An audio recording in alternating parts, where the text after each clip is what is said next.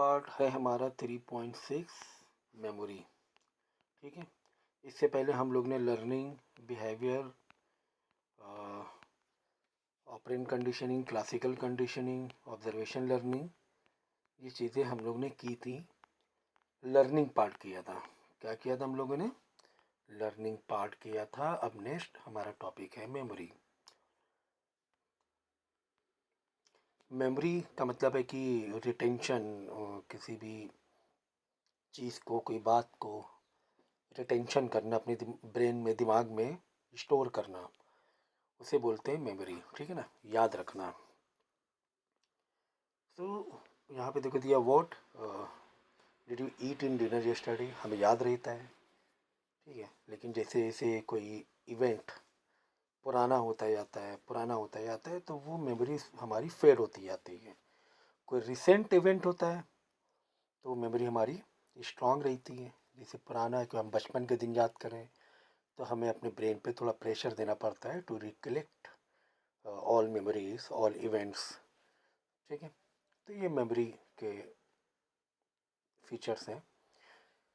So what did you eat in dinner yesterday, what is name of your best friend, do you know how to drive a car और a cycle, how did you feel when you got highest marks in your high school. The mental process use to answer all of this question is known as memory. तो जितने भी सब question हैं, इतने type कोई भी question हैं, तो ये हम लोग क्या करते हैं, याद रखते हैं, याद रहता है हमें, यू कैन से।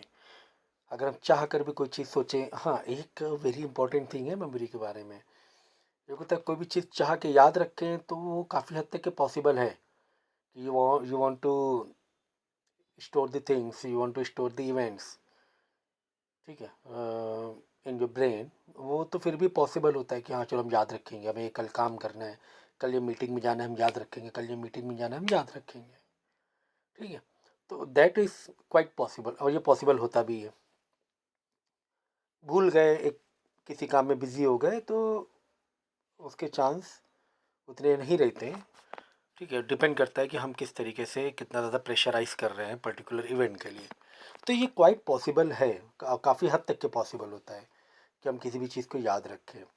ठीक है, बहुत ज़्यादा जो कॉम्प्लिकेटेड चीज़ें होती हैं वो हो सकता है याद ना रहे। ठीक है ना, जैसे कि कहीं पर जा रहे हैं हम लोग, एक शहर से दूसरे शहर, बीच में कोई इवेंट हुए, है ना, कोई कोई जगह का बोर्ड या कोई जगह होटल का नाम पास आउट हुआ, तो हो सकता है वो याद ना रखे। लेकिन वो भी डिपेंड करता है कि अगर हम सच में याद करना चाहें तो हम लोग वो स्पेशलाइज कर सकते हैं उस चीज़ को, कि हाँ ये होटल हमने देखा था, ये होटल का नाम हम याद रखेंगे, तो वो याद फिर भी रहता है काफ़ी हद तक के। पॉइंट इज़ वॉट, जो मैं बताना चाह रहा था, मैं ये बताना चाह रहा था, किसी चीज़ को भूलना ये तो हमारे लिए फिर भी मुश्किल है, याद रखना तो फिर भी ईजी है, भूलना थोड़ा मुश्किल हो जाता है। होता है ना, किसी को हम ये सोचे मेरे साथ कुछ बैड एक्सपीरियंस है, उसको भूल जाए, दिमाग से निकल जाए वो पॉसिबल नहीं हो पाता है।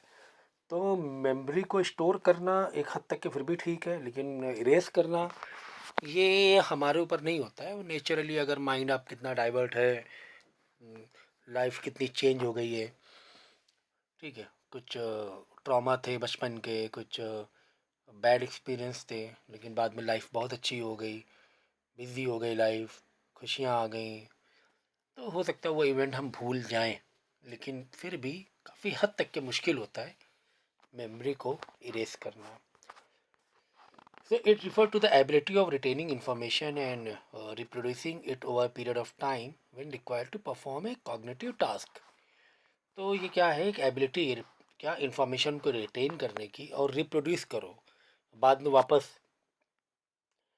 लेकर आओ उस चीज़ के एग्ज़ाम में। हमने याद किया और एग्ज़ाम जब करने जाते हैं, बैठते हैं, एग्ज़ाम को अपेयर करते हैं, तो what we do, we reproduce it. ठीक है, उस पर्टिकुलर टाइम में हम रिप्रोड्यूस करते हैं उस मेमोरीज़ को जो हमने याद किया था, और फिर वो एग्ज़ाम अपेयर करते हैं, एग्ज़ाम में आंसर करते हैं। तो यही एक कॉग्निटिव टास्क होता है।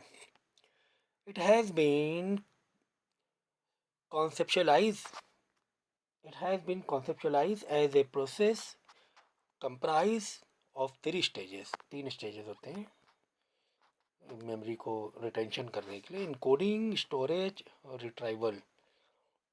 इनकोड करना, इनकोड करना मतलब जैसे कोई इवेंट है, उस इवेंट को पर्टिकुलर कोडिंग में याद रख लेना, ठीक है। डिकोड होता है उस कोड को ओपन करना, खोलना। इन कोड मतलब क्लोज करके, बैकअप करके दिमाग में रख लेना किसी पर्टिकुलर कोडिंग में।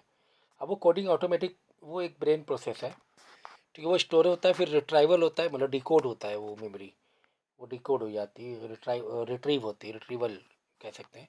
All information receive by your senses go through three stages in coding. So it is the process of converting sensory information into form that can be process further by the memory system. तो memory system में encode होकर store हो जाता है जो भी events हैं, events हुए या जो भी आपने याद किया है, कोई जगह का नाम, कोई आपका सिलेबस है, तो ये इनकोड हो जाता है। Then storage in this second stage received information by memory system are stored so that can be used at a later time also. तो ये स्टोर करके हम लोग जब हमें चाहिए तब हम उसको इस्तेमाल कर सकते हैं, ठीक है। रिट्रीवल, रिट्रीव करना इंफॉर्मेशन को, तो पहले स्टोर करना, बाद में वो जो स्टोरेज को वापस से ब्रिंग बैक, मतलब वापस लाना। और wherever you require to complete that task you can do it. Next है मॉडल्स ऑफ मेमोरी। तो several modes were stated to explain the process of memory. Some of the models can be explained as follows. The traditional model of memory. तो अब देखो अलग अलग models होते हैं memory को प्रोसेस करने का। तो अब इसे ट्रेडिशनल मॉडल है, ठीक है। उसके बाद आपको इसमें भी कई सारे टाइप्स हैं। फिर लेवल ऑफ प्रोसेसिंग मॉडल है, एलओपी बोलते हैं जिसे, ठीक है, जो आपको सिलेबस में दिया हुआ है, ठीक है। तो बेसिकली ये दो टाइप के मॉडल, आपको मॉडल लेकिन और भी होते हैं, ठीक है। लेकिन फ़िलहाल ये आपको दो टाइप के मॉडल्स,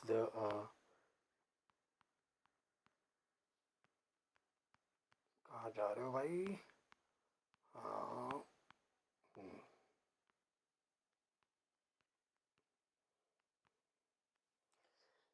ये था। So the traditional model of memory at Kingston and Schifrin in 1968 proposed a model for memory known as stage model of memory. The model, modal model भी बोल सकते हैं उसे. This model is greatly influenced by the working of computer. If you have ever used computer, you must be aware about two types of memory that we know. It's a RAM and ROM. What is RAM? RAM is a random access memory. What is ROM? ROM is a read only memory.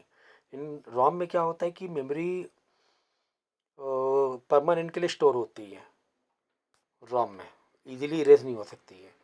और RAM में जो random access होती है वो उसी time store होती है, उसी टाइम इरेज भी हो जाती है, गैप भी हो जाती है। वो होता है रैम, ठीक है ना। रैम में टेम्परेरी होती है मेमोरी।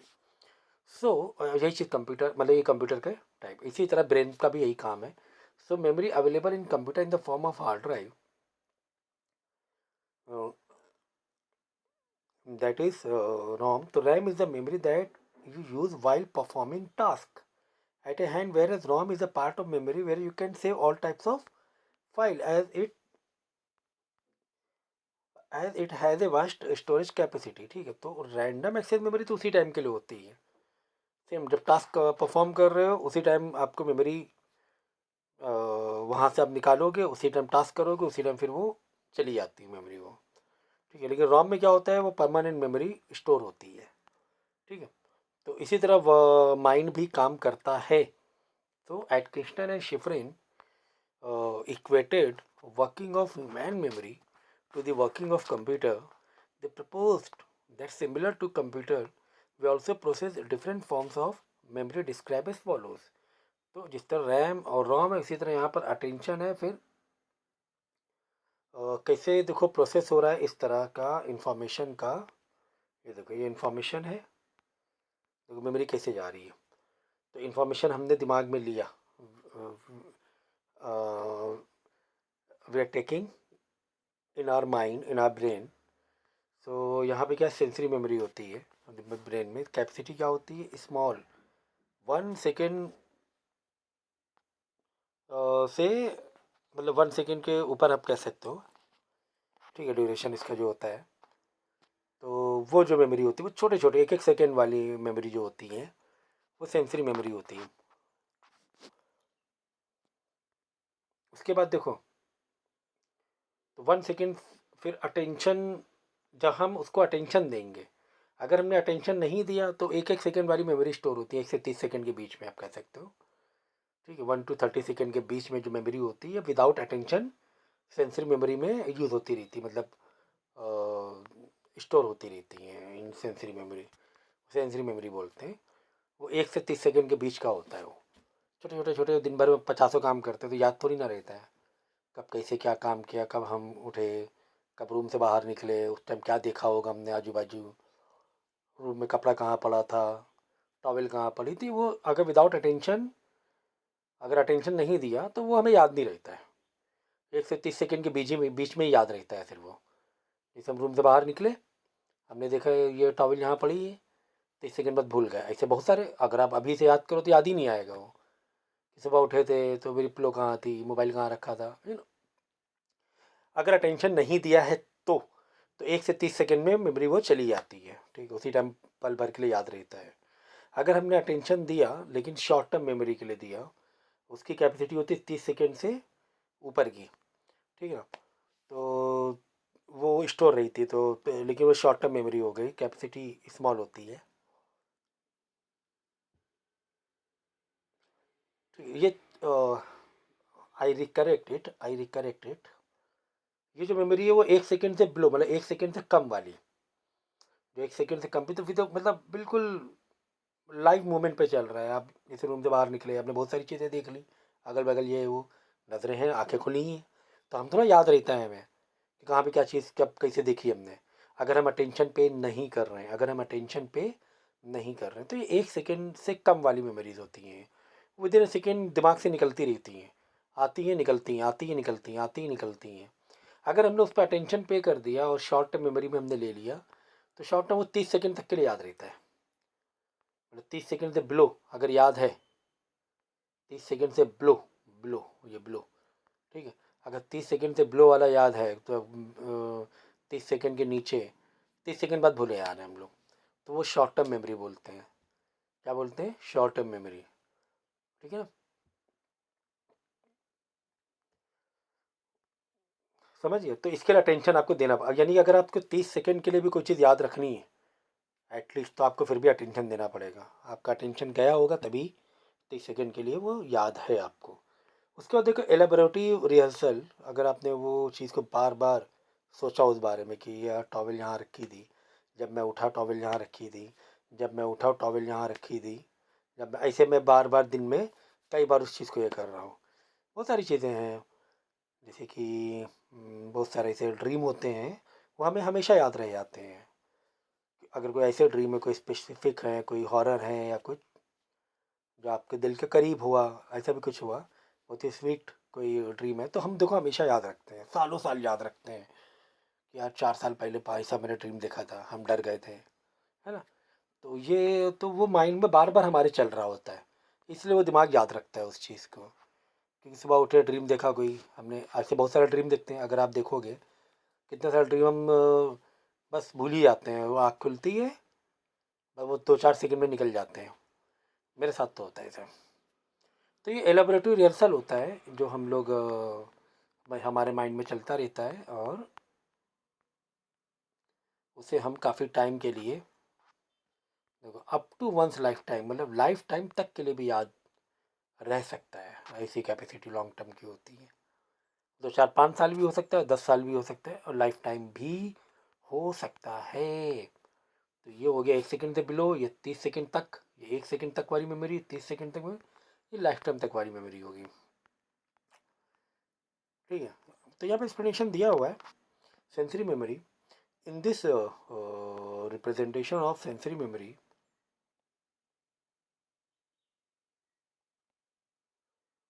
चल रहा है, which means in this representation of sensory information is stored from a very brief period of time, बहुत ही छोटे पीरियड के लिए टाइम के लिए यूज स्टोर होता है, which means that whatever information we sense by focusing it remain in sensory memory for a span about a second, एक second तक के लिए बस. STM, short term memory. After a span of second, it get transferred to STM. In this system, also hold information for a short duration. भी short duration होता है 30 second के लिए. Studies have suggested it can hold information up to 30 second. Task such as dialling phone number, हाँ देखो है ना, ये अच्छा एग्जांपल दिया हुआ है. अब जैसे डायलिंग फ़ोन नंबर हुआ, तो फ़ोन नंबर किसी से लिया, हमने डायल किया और 30 सेकेंड के लिए हमें याद है किसी ने बोला, बाद में देखो फिर हम फिर भूल जाते हैं 30 सेकेंड क्या आपने किया. ठीक है, राइटिंग डिटेक्शन हो गया. ठीक है, तो ये स्टीम होता है. LTM में तो मैंने कई चीज़ें बता दी, कुछ भी हो सकता है, तुम्हारी चाइल्डहुड कुछ मेमोरीज हो गई, तो या कोई ड्रीम हो गया. ठीक है, तो ये हो जाता है LTM, लॉन्ग टर्म मेमोरी. फिर है how information move from one memory system to another according to Atkinson and Shiffrin. Only that information which can grab our attention will move from sensory memory to STM. तो यही बताया, मैंने बताया था कि sense जो सेंसरी मेमोरी होती है एक सेकंड तक वाली, अगर उसको हम अटेंशन देंगे तो ये वो STM में जाएगा, 30 सेकंड तक में जाएगा. Whereas information from STM can only move to LTM through elaborative rehearsal. दिमाग में बार बार उसका रिहर्सल चल रहा है, सोच रहे हैं उस बारे में बार बार, तो which refers to thinking in terms of meaning of information and relating it to already existing information in LTM. बार बार सोच रहे हैं, अभी से कंपेयर कर रहे हैं हम लोग, बहुत सारी ऐसी बातें हैं, बहुत सारे ऐसे चाइल्डहुड मेमोरीज वो लॉन्ग टर्म में चली जाती हैं. ठीक है, तो ये तो मॉडल हो गया आपका ट्रेडिशनल मॉडल हो गया मेमोरी, जिसमें हम लोग ने 3 प्रोसेस देखे, एक सेकंड तक वाली मेमोरी, 30 सेकंड तक वाली मेमोरी और लाइफ टाइम वाली मेमोरी देखी हमने. अब नेक्स्ट जो मॉडल है हमारा वो है लेवल ऑफ प्रोसेसिंग मॉडल.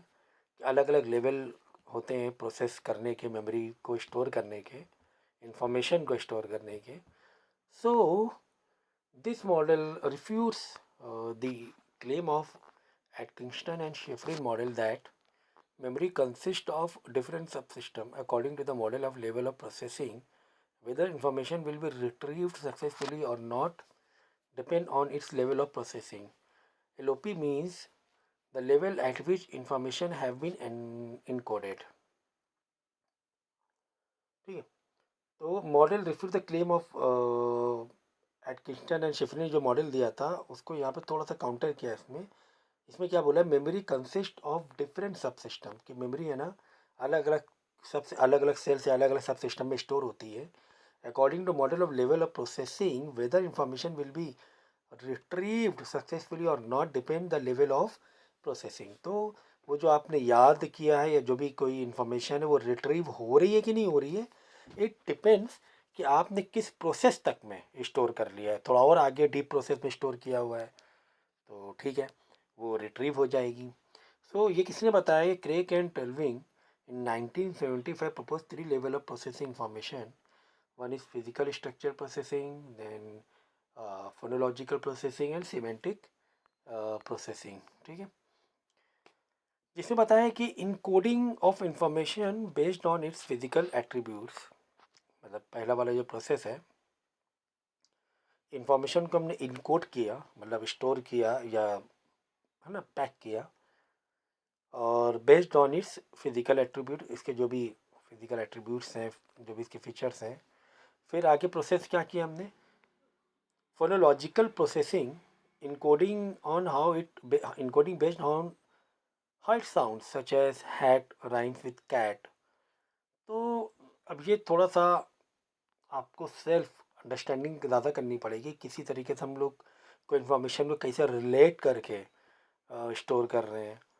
ठीक है, जैसे कि कोई कोई घर का एड्रेस है तो हम बोलते हैं अरे यार वो मेरे कहाँ पे वो घर, वो मेरे जो मेरे फ्रेंड का घर है ना उसके आगे एक लेफ़्ट गली है, फिर उसके पीछे साइड है. तो हमने एक रेफ़र किया कि इस तरीके से एक ऑर्डर दिया हमने फोनोलॉजिकल. अब एक फोनोलॉजिकल प्रोसेस भी होता है जहाँ पे साउंडिंग होती है कि साउंड कैसा कर रहा है वो, तो वो उस तरीके से भी याद होता है. ठीक है ना. बाद में सीमेंटिक प्रोसेस होता है, encoding done based on its meaning. तो जैसे कि हमने कोई फार्मूला देखा, फार्मूले का क्या मतलब है, वो फार्मूले से हमें क्या मिल रहा है, वो हमने उसकी मीनिंग समझी, उस मीनिंग के फॉर्म में हमने इनकोड करके स्टोर कर लिया। तो वो भी एक प्रोसेस होता है मेमोरी स्टोर करने का। तो studies on this model have suggested the deeper the level of processing, मतलब कितना आप डीपर में जाओगे the higher will be its probability to retrieve successfully. तो जितना आप डीप में जाकर स्टोर करोगे इंफॉर्मेशन को, तो वो उतना पॉसिबल होगा कि इन फ्यूचर आप उस इंफॉर्मेशन को क्या करो, रिट्रीव कर सको, निकाल सको, टास्क में यूज़ कर सको। तो ये मेन है फिज़िकल, फोनोलॉजिकल एंड सीमेंटिक। तो ये डेप्थ बढ़ा रहा है। फिज़िकल आप लोगे तो बहुत ही थोड़े टाइम के लिए स्टोर होगी, फोनोलॉजिकल थोड़ा ज़्यादा देर टाइम के लिए स्टोर हो जाएगी, रिट्रीव कर सकते हो, सीमेंटिक लाइफ टाइम के लिए भी हो सकता है। ठीक है,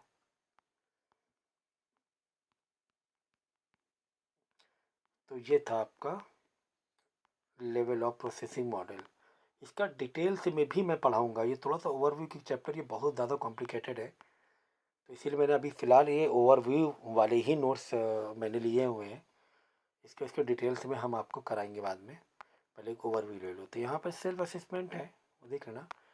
उसके बाद जो नेक्स्ट हमारा टॉपिक आता है वो थिंकिंग है। थिंकिंग हम अगले लेक्चर में करेंगे। ठीक है, अभी फ़िलहाल आप इसको अच्छे से समझो, जो जो चीज़ें नहीं समझ में आई हैं। देखो, डाउट पूछना बहुत ज़रूरी है, ये तो भाई बहुत ज़रूरी होता है। पर्सनल ट्यूशन ले रहे हो आप लोग, मजाक नहीं है। पर्सनल ट्यूशन हर एक को नहीं मिलता है, ठीक है ना। तो पर्सनल ट्यूशन ले रहे हो तो उसको है ना इस्तेमाल करो, डाउट पूछो पलट के, जिससे कि वैसे मेरी कोशिश रहती है कि काफ़ी इजी तरीके से मैं एक्सप्लेन करूँ। फिर भी हर एक का माइंड अलग अलग होता है, सबकी ग्रास्पिंग अलग अलग होती है। तो डाउट, सबके डाउट अलग अलग तरीके से पूछे जा सकते हैं, ठीक है। तो ये चीज़ ध्यान रखना। और ये जो यहाँ पे दोनों जो मॉडल पढ़े हैं, दोनों ही बहुत इंपॉर्टेंट है, ट्रेडिशनल भी और एलओपी भी, लेवल ऑफ प्रोसेसिंग भी, ठीक है।